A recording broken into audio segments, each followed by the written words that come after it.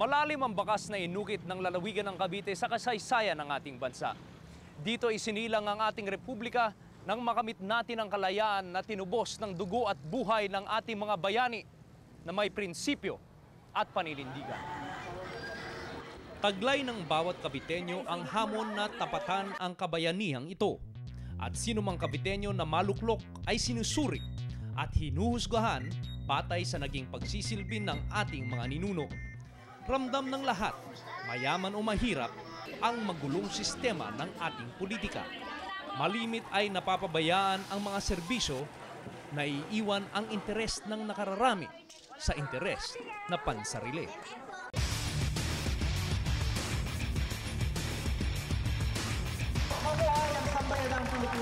Nakakabingi ang ingay ng mga iskandalos gobyerno, ang mga lantarang pandaraya sa eleksyon para lamang manatili sa pwesto. Tulad ng ating nasaksihan sa mga pagdinig ng Kongreso sa Hello Garci tapes. This whole situation smells of cover-up and conspiracy. Sa gitna ng mga nakalkal na ebidensya, sinikap naming bigyan ng pagkakataon ang Pangulo na humarap sa mga pagdinig para sagutin ang mga issue. Pero sa halip, ito ang naging sagot ng Malacanang. Mga kababayan, nagdeklara ako ng state of emergency dahil sa maliwanag at kasalukuyang banta sa Republika na atin napag-alaman at napigil. 2 beses naming sinuportahan ang impeachment laban kay Pangulong Arroyo. Patay na rin sa mga impeachable evidence na aming nakalap. I believe that the President should be brought to trial to answer and refute and disprove all these serious charges against him. Pero ang naging resulta, ang pagbawi ng committee chairmanships mula sa lahat ng mga kongresistang sumuporta sa impeachment. Kabilang na ang inyong lingkod.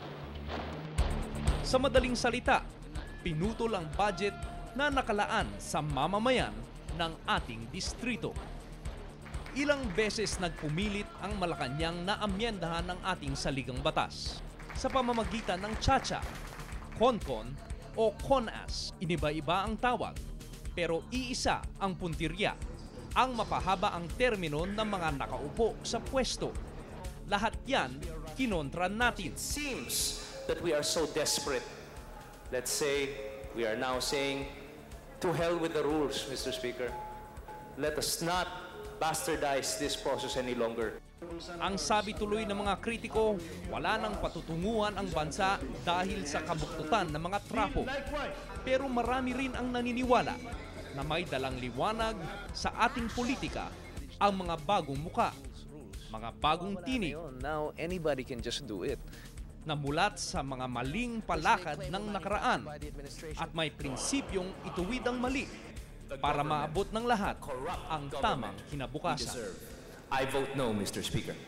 Sinisikap ng oposisyon na bigyan tinig ang katotohanan na alam naming siya ninyong isinisigaw ngayon.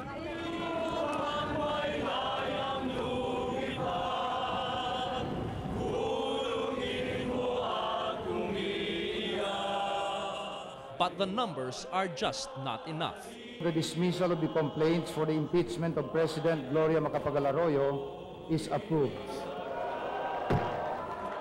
Ikinalulungkot po namin na hindi po nagamit bilang instrumento ng katotohanan ang Kamara at ang Kongreso nito. What kind of example will this current crisis leave for our children if there is no credible resolution to all the charges made against the President? Mahalaga ring marinig ang pinagsasama-samang tinig ng bawat isa sa inyo, ng bawat isa sa atin. Taglay ko ang nasimulang pakikibaka. At upang aking maipagpatuloy ang lahat ng ito, kailangang samahan ninyo ako.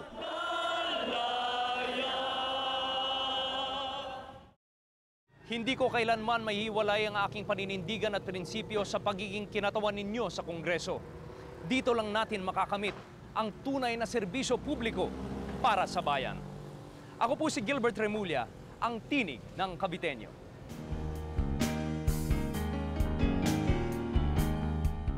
Maagang nag-goodbye si Gilbert sa pagpapatrol para sumabak sa politika.